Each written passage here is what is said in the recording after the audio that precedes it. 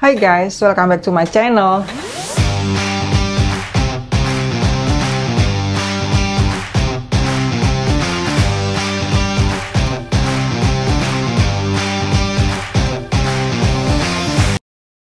video kali ini, saya mau cerita soal pengalaman saya tertipu oleh supplier sampai rugi ratusan juta. Tapi sebelumnya, saya ingin informasikan dulu ke kalian kenapa saya upload ini atau saya ceritain ini.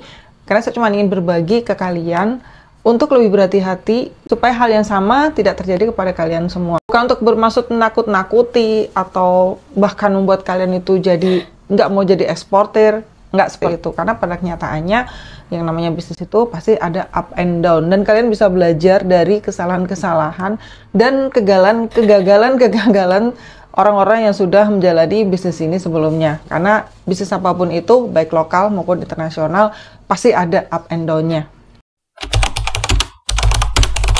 Order pertama saya dulu adalah bulu mata palsu, pada saat itu sebanyak 15.000 pieces.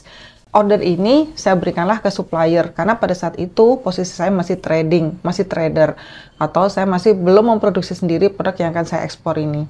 Jadi saya bekerja sama dengan salah satu supplier di kota saya. Nah, supplier ini pada saat awal saya tanya, sanggup nggak mengerjakan dan harus selesai dalam jangka waktu 1 bulan? Dia bilang sanggup. Oke, kemudian saya mintakan down payment ke buyer. Kemudian down payment ini saya berikan ke supplier untuk melakukan proses produksi. H-7 sebelum pengiriman, saya tanya dulu ke supplier, ini kira-kira bisa selesai nggak? Dia bilang, oh aman, bisa selesai. Ya udah, saya uruslah semua dokumen ekspor dari PEB, NPE, COO, packing list, invoice ke pihak forwarder. Dan saya udah bilang sama forwarder bahwa barang akan ready pada tanggal sekian dan sudah bisa langsung di pick up tanggal sekian. Tapi apa yang terjadi? H-3 ketika saya datang ke lokasi si supplier ini, ternyata barangnya belum ready guys. Alias baru sekitar 70%-an lah. Yang 30%-nya itu belum diapa-apain, belum di packing, belum dipasang barcode, belum dipasang stiker. Stres dong saya. Dan ketika saya tanya ke si supplier ini, loh Pak, katanya Bapak bisa ready H-7, dia bilang ini udah H-3, tapi ternyata nggak mungkin ini selesai dalam waktu 3 hari. Dengan enaknya dia jawab apa coba? Ya saya kan lebih mengutamakan order lokal saya. Dengan entengnya dia bilang gitu, tanpa ada permintaan maaf, dan dengan egoismenya dia bilang kayak gitu.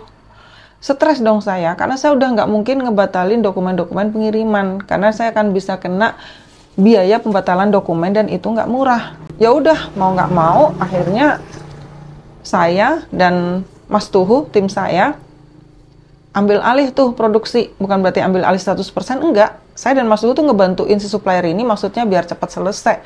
Jadi kita bantuin packing, bener saya bantuin packing tuh berdua sama si Mas Tuhu. Waktu itu kita belum punya tim, cuman berdua doang. Saya packing sendiri, saya masukin, bahkan sampai jam 2 malam, itu kehabisan lakban. Jadi si Mas Tuhu packing, saya nyopir sekeliling kota pada saat itu buat nyari lakban di Indomaret yang masih buka. Sampai segitunya. Finally, di hari shipment, truk udah datang dong pagi hari. Dan apa, barangnya masih belum selesai. Karena ya gimana sih tenaga orang ya, cuman berdua melakukan penyelesaian barang segitu banyaknya. Jadi yang belum selesai itu proses packing. Jadi masukin ke box, kemudian ngesil boxnya itu, ngelem boxnya, terus dipasangin stiker, dipasangin barcode. Dan itu beneran kita kerjain berdua selama kurang lebih 3 hari 3 malam, dan nyaris nggak tidur selama 3 hari 3 malam itu. Hari H pada saat truknya datang dan kita harus berangkat ke pelabuhan, itu sampai kita tuh ngangketin boxnya berdua itu sendirian guys. Karena apa ya, namanya juga kita masih baru ya, kita udah nggak tahu, ini kan harusnya tanggung jawabnya supplier gitu, tapi ternyata suppliernya malah seenaknya sendiri gitu. Bahkan waktu saya dan Mas Suhu itu packing, ngebantuin dia packing, dia bukannya seneng, tapi malah nyuruh karyawannya itu pulang semua. Terus dianya tidur. Beneran dianya tidur sementara kita mati-matian nyelesain order yang kita berikan ke dia. Ya udahlah ya, kita udah nggak mau ribut. Kita cuma berpikir pada saat itu, gimana caranya ini barang bisa selesai dan bisa berangkat. Long story short, pada saat hari H, akhirnya truknya datang, dan kita juga nggak punya, pada saat itu kita belum punya uang untuk membayar tenaga angkut. Jadi box itu pada saat itu sekitar, nggak banyak sih, karena 15.000 pieces itu sekitar 25 box ya. Kita angkutin sendiri ke atas truk berdua. Bayangin posisi 3 hari 3 malam, habis lembur, nyaris nggak tidur, hari H kita ngangkatin sendiri barang-barangnya ke atas, Bu. Dan itu pun posisi barangnya belum selesai. Jadi sama di atas mobil, itu kan kita ngiringin truknya tuh pakai mobil. Sama di atas mobil, saya dan Mas Tuhu masih nyelesain kekurangan packing. Jadi di mobil tuh kita masih yang masang stiker, masang barcode, masih ngelipetin pack boxnya gitu, karena belum mata kan kecil-kecil, terus boxnya juga kecil, itu masih kita lipet-lipetin di atas mobil gitu. Dari kota saya Purbalingga ke pelabuhan itu membutuhkan waktu sekitar 6 jam, masih belum selesai.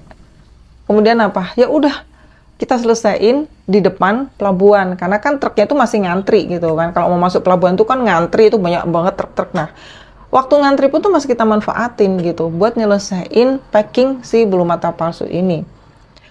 Dan amazingnya lagi saat itu kita dibantuin sama keneknya dan sopir truknya. Bayangin mereka tuh sampai ya, kayak yang mungkin kasihan ya sama kita. Sampai dibantuin sama mereka, kita berhenti di pinggir jalan sambil nungguin truknya ngantri di bawah pohon. Itu kan ada kafe gitu ya. Ya udah kita tuh sambil gunting-guntingin stiker, gunting-guntingin barcode, kita pasang di packaging box-nya. Dan ketika barangnya berangkat, belum berhenti sampai di situ guys ceritanya, karena kita udah yakin banget ini pasti banyak terjadi kesalahan barcode dan kesalahan stiker. Ya namanya juga yang masang bapak kenek sama bapak sopir ya. Mereka kan nggak tahu, yang penting saat itu asal ada barcode sama stikernya aja gitu di packaging bulu mata palsu ini. Karena order kita 15.000 pieces itu terdiri dari hampir plus minus tuh sekitar 20 item gitu. Jadi banyak banget itemnya. Dan bayangin yang masangin barcode sama stiker itu di detik-detik terakhir adalah bapak sopir dan bapak kenek truknya. Saya udah pasrah aja sih, karena udah pasti nih banyak yang salah, karena di samping mungkin saya sendiri sama perjalanan sambil di mobil sambil masangin barcode dan stiker juga pasti itu juga banyak yang salah gitu kan. Bener, begitu barang berangkat, kemudian barangnya nyampe di negaranya buyer,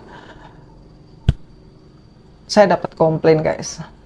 Komplainnya sesuai dengan apa yang saya takutkan, yaitu salah barcode dan salah stiker. Jadi ada yang nggak cuma salah barcode dan salah stiker, bahkan ada bulu mata yang nggak ada barcode dan nggak ada stikernya. Finally buyer saya marah-marah besar, kemudian minta ganti rugi karena barangnya itu, karena dia harus mengeluarkan uang tambahan di sana untuk membetulkan barcode stiker, untuk ngeprint lagi barcode stiker dan mengganti barcode stiker di packaging box-nya. Dan kalian tahu sendiri kan, biaya tenaga kerja di luar negeri itu nggak murah. Plus minus pada saat itu buyer ngeklaim saya kerugian, pengganti kerugian itu sekitar 80 juta. Sedih nggak sih? Tapi ya udahlah, ini pengalaman.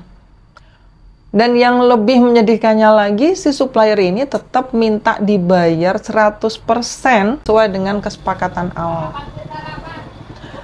Ya sudahlah, ini pengalaman dari kita buat kalian supaya lebih berhati-hati dalam memilih supplier, karena nggak semua supplier itu amanah, nggak semua supplier bisa diajak kerjasama dengan baik, nggak semua supplier itu punya itikat yang baik ya. Jadi kalian harus hati-hati. Saran saya, kalau kalian mau kerjasama dengan supplier, kalian harus bikin perjanjian kontrak kerjasama dengan supplier. Bahwa supplier harus menyelesaikan order tepat waktu. Supplier harus memproduksi produk sesuai dengan kualitas yang kita minta. Supplier harus membuat produk sesuai dengan kuantitas yang kita minta. Supplier harus membuat produk sesuai dengan spek dan kualitas yang kita minta. Ini wajib banget kalian bikin, ditandatangan berdua, nggak perlu ke notaris, nggak apa-apa. Yang penting ada pressure buat si supplier supaya dia nggak ngerjain kita seenaknya. Oke guys, sekian video kali ini. Semoga kalian mendapatkan manfaat dari apa yang saya sharingkan di video saya kali ini. Jangan lupa subscribe supaya saya lebih bersemangat lagi membagikan konten-konten dan tips-tips ekspor lainnya supaya kalian bisa nyusul jadi eksportir juga. Thank you for watching and see you on my next video. Bye-bye.